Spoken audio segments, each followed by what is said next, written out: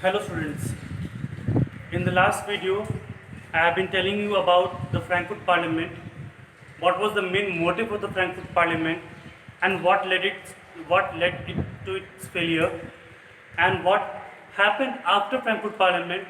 That is the topic from my today's lecture, and I'm here with the first topic, the German unification and the first manipulation of the concept of nationalism.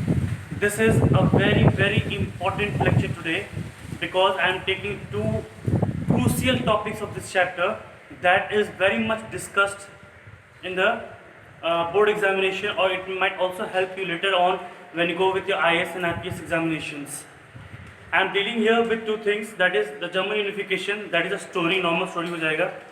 The second thing is manipulation of the concept of nationalism. ये बहुत important topic है जिसने पूरे विश्व के इतिहास को एक नया मोड़ दिया था. मैं अभी एक लाइन बोल रहा हूँ जो मैं बाद में आपको समझाऊंगा. The concept of colonialism, the concept of imperialism was born out of the concept of nationalism. बहुत सिंपल टर्म बोल रहा हूँ कि जो imperialism और colonialism है वो नेशनलिज्म से आया था. वो मैं आपको इस चैप्टर के लास्ट में बहुत डिटेल समझाऊंगा और वो बहुत इंपॉर्टेंट टॉपिक है विश्व के इतिहास को समझने के लिए.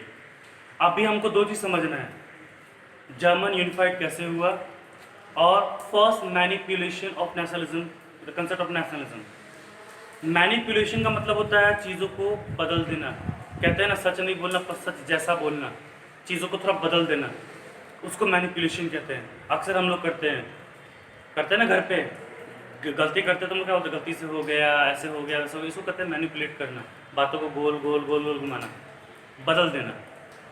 नेशनलिज्म का जो कंसेप्ट था स्टार्टिंग में, जब वो फर्स्ट टाइम उठा था, मैंने पढ़ाया था, it was liberal nationalism. Nationalism was synonymous with liberalism.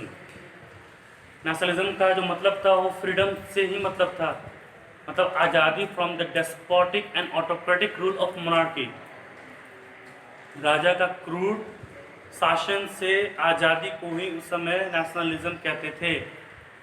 But समय अनुसार हर चीज़ का मतलब बदलता है, वैसे ही नेशनलिज्म का भी मतलब बदला. कब बदला? During the unification of Germany after 1848 nationalism पहली बार कंसेप्ट बदला. अब नेशनलिज्म का डेफिनेशन क्या है ये देखो. अब नेशनलिज्म क्या कहता है? Nationalism now meant to increase state power. अब आज़ादी नहीं रहा, to increase state power by achieving political domination over others in Europe by increasing geographical area. बहुत सिंपल है. नेशनलिज्म जो पहले आज़ादी मेन करता था, अब मेन करता क्या? स्टेट पावर को बढ़ाना. स्टेट पावर कैसे बढ़ेगा? जब एक स्टेट दूसरे स्टेट्स को डोमिनेट करेगा. डोमिनेशन का कंसेप्ट सामने आ गया, स्टेट पावर का कंसेप्ट सामने आ गया. स्टेट पावर बढ़ेगा क्योंकि डोमिनेशन बढ़ेगा, और डोमिनेशन तब बढ़ेगा जब जो स्टेट है वो जोग्राफिकल एरिया अपना बड़ा करना स्टार्ट करेगा. जितना बड़ा देश उतना ताकतवर. उस ज़माने में यही सोचता. और नेशनलिज्म का मतलब पूरा का पूरा बदल गया.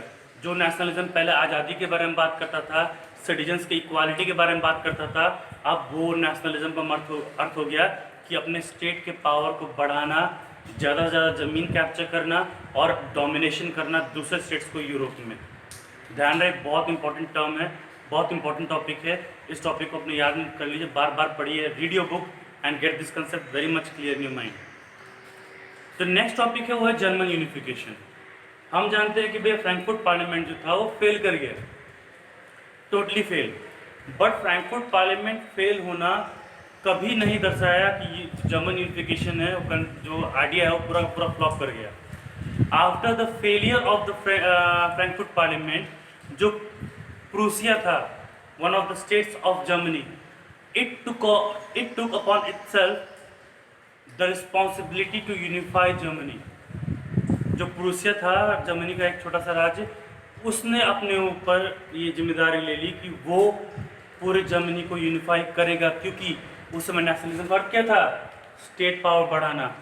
और ये प्रूसिया का जो चीफ मिनिस्टर था, जिसको हम लोग कहते हैं द मेन आर्किटेक्ट, वो व्यक्ति जिसने पूरे जर्मनी को यूनिफाई किया, मेन आर्किटेक्ट है, वो है ऑटो फॉन बिस्मार्क. उसका स्पेलिंग है OTTOVON. ध्यान रहे, जर्मनी में वी को फाव बोलते हैं. That's why it's Otto von Bismarck. जो ऑटो फॉन बिस्मार्क है, he is the main person responsible for unifying Germany and he was the chief minister of Prussia. ठीक है, जो Prussia chief minister Otto von Bismarck वो जानता था कि अब जो नेशनलिज्म का जो अर्थ है वो है स्टेट पावर बढ़ाना, मोस्ट ज़्यादा ज़मीन ऑक्यूपाई करना। और ज़्यादा ज़मीन तब होगा जब जर्मनी यूनिफाई होगा। जर्मनी यूनिफाई होगा तो ट्रेडिंग में आसानी हो जाएगा, लोगों को तकलीफ़ें कम होगी, जर्मनी का पावर बढ़ेगा। ये चीज़ अच्छी तरह वो जानता था। That's why he took upon himself to unify Germany and Otto von Bismarck with the help of the Prussian army, with the help of all the bureaucracies, bureaucracy मतलब offices, administrative offices, इन सब का help लेकर के उसने 7 सालों में 3 बड़ी लड़ाइयाँ लड़ी। In 7 years he fought 3 big battles against Austria, Denmark and France. Repeat, वो 3 important लड़ाई लड़ा 7 साल में, ऑस्ट्रिया, डेनमार्क और फ्रांस। इन तीनों को हरा करके at last in the year 1871 वो जर्मनी को यूनिफाई करने में सक्सेस हासिल कर लेता है।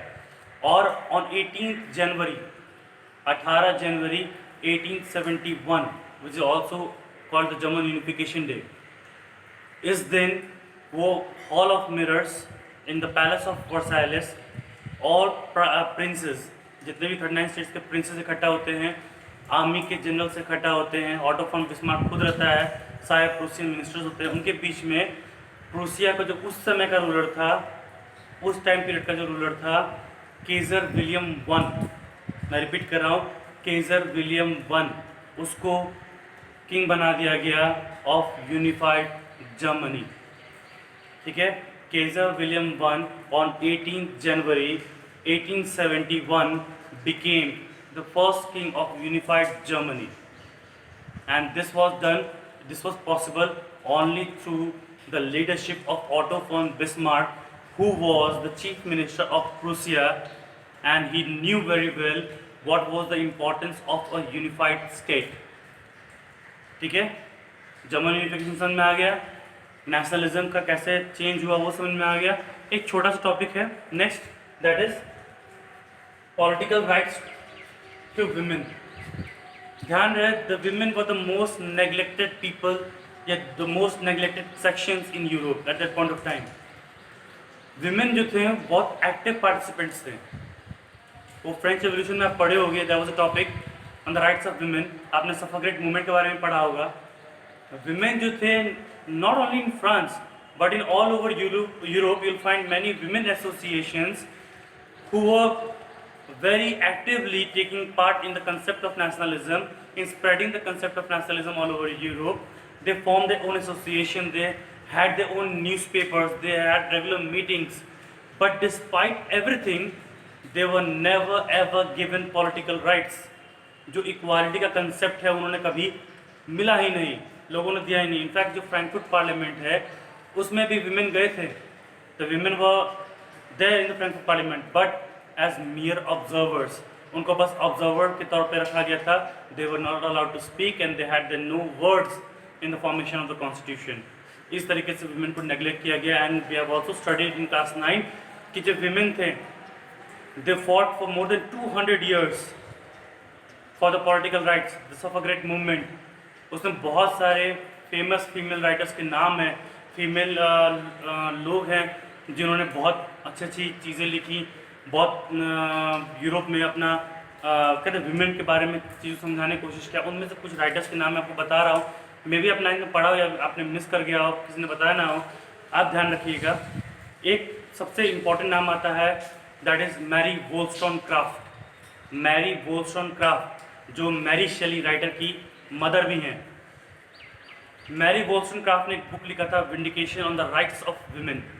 इस बुक के थ्रू लोगों को समझाया था कि औरतों के भी अधिकार होते हैं, पॉपुलेशन मतलब man and women, not only man. बहुत इंपॉर्टेंट राइटर है मैरी वोल्स्टोनक्राफ्ट, उनका बुक है the vindication on the rights of women. Then एक और फ्रेंच बहुत फेमस राइटर हैं, उनका नाम है सिमोन डी बुवा। इन्होंने लिखा, जो उन्होंने जो एक आर्टिकल लिखा था, there was no second sex, इसमें उन्होंने बात समझाया था कि जो विमेन है उनको हमेशा सेकंड पेडेस्टल पर रखा जाता है। Then we have a famous English writer Virginia Woolf in the 20th century। जिन्होंने बहुत लाजवाब एक ऐसे लिखा, a room of one's own. ये सब राइटर्स वो लोग हैं जिन्होंने औरत, नारी सशक्तिकरण, विमेन एम्पावरमेंट, राइट्स और पॉलिटिकल राइट्स के बारे में डिमांड किया।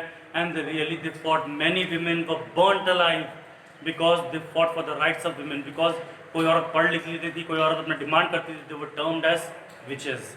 ये बहुत हमारा एक कहते हैं ना dark phase of history in Europe कह सकते हो इसको आप, where the women were denied and they kept on struggling for more than 200 years। Struggle करना पड़ा उनको पॉलिटिकल राइट्स के लिए, and that is really dark for us. The second thing that I am going to start is the monarchs of central and eastern Europe and serfdom and bonded labour. France उसके आसपास के neighbouring country जहाँ पे turmoil चल रहा था French revolution से, अगर मैप देखोगे it lies on the western and north western part of the Europe map, European map. जो सेंट्रल यूरोप था और जो ईस्टर्न यूरोप था वो अनटच था टिल 1848। 1848 के बाद उनपे वहाँ के लोगों ने नेशनलिज्म को समझा और decided to demand for a constitutionalism with national unification. ये जो मोनार्क्स वो एक चीज़ समझ गए थे कि रेवोल्यूशन बार बार होगा, मैं बार बार दबाऊंगा, बार बार रेवोल्यूशन होगा, बार बार रेबेलियन होगा, ऐसे उसका पावर बार बार क्वेश्चन होगा। इसलिए इस साइकिल को तोड़ने के लिए सॉरी, ये जो रेवोल्यूशन है, रेबेलियन के साइकिल को तोड़ने के लिए ये जो सेंट्रल और ईस्टर्न मोनार्क्स थे, दे टूक अ वेरी ग्रेट स्टेप। उन्होंने लिबरल जो रेवोल्यूशनरिस्ट थे उनको थोड़ा सा रिजर्वेशन देते हुए सर्वडम और बॉन्डेड लेबर जो नोबिलिटी को मिलता था उसको पूरा का पूरा ब्लॉक कर दिया, एबॉलिश कर दिया, and the people were now not forced to work free of cost for the nobility. एक स्टेप था just to subdue the liberal in that area, but ये step was not enough. After Germany there was unification of Italy. Italy के बाद we are the strange case of Britain. But कहीं ना कहीं पूरा का पूरा जो यूरोप है वो एक पूरा का पूरा ट्रांजिशन फेज से गुजरा। जो हम अभी पढ़ रहे हैं इस चैप्टर में वो एक ट्रांजिशनल फेज है जहाँ पे यूरोप जो पहले एक मोनार्कियल स्टेट था अब धीरे धीरे वो कैसे ट्रांसफ़र हो रहा है इन अ डेमोक्रेटिक स्टेट। और इस बीच में बहुत सारा ब्लडशेड भी हुआ। मैं अभी दोबारा आपको याद दिलाता हूँ अर्नेस्ट रेनन का डेफिनेशन। अर्नेस्ट रेनन ने क्या कहा था नेशनलिज्म को लेकर के? अर्नेस्ट रेनन ने कहा था कि नेशनलिज्म का जो डेफिनेशन है एक fix geographical area, unified administrative system, one currency, one language, one tradition या यूनिफाइड ट्रेडिशन। इसके अलावा उन्होंने एक और चीज़ बहुत इंपॉर्टेंट कहा था, that nation has to have a history which is full of sacrifice and bloodshed. जब भी सोसाइटी में कोई चेंजेस आता है तो ऐसा हलवा नहीं कि तुरंत आ जाएगा, वो बलिदान मांगता है, वो एक स्ट्रगल मांगता है। और ये जो स्ट्रगल हम पढ़ रहे हैं, डेमोक्रेसी जो आज हम इंजॉय कर रहे हैं, उसको गेन करने में पूरे विश्व में बहुत सारे लोगों ने अपना बलिदान दिया है, बहुत सारा स्ट्रगल हुआ है, तब जाके मॉडर्न फॉर्म ऑफ डेमोक्रेसी हमारे सामने आया है। अभी भी बहुत सारे ऐसे स्टेट्स हैं जो अभी भी still they are fighting for a democratic country to run. इसका बेस्ट एग्जांपल आज के युग में तुम देख रहे हो, the clash between Hong Kong and China. And it's a homework for you as a SST teacher, social science teacher. I am requesting you कि आप एक बार through net, apart from your day to day activities, आपका जो पढ़ते हैं, आपका जो एकेडमिक कैलेंडर है जो आपको पढ़ना है, इसके अलावा थोड़ा न्यूज़ देखिए। Try to understand the concept of Hong Kong and China and try to relate it with this chapter. Hong Kong, who is governed on the democratic principle, is fighting to save its democratic policies from the so-called dictatorial governance of China. ये concept तुमको इस chapter से थोड़ा मिलता जुलता मिलेगा। चीज़ों को रियल लाइफ से कंबाइन करने की कोशिश करो, जोड़ने की कोशिश करो, तो चीज़ों को समझ में आएगा। In the next video we will start with Italy unification. बस for the homework you have किस चीज़ को पढ़िए, also go through the Italy unification, and in the next session you will start with that. Till then take care.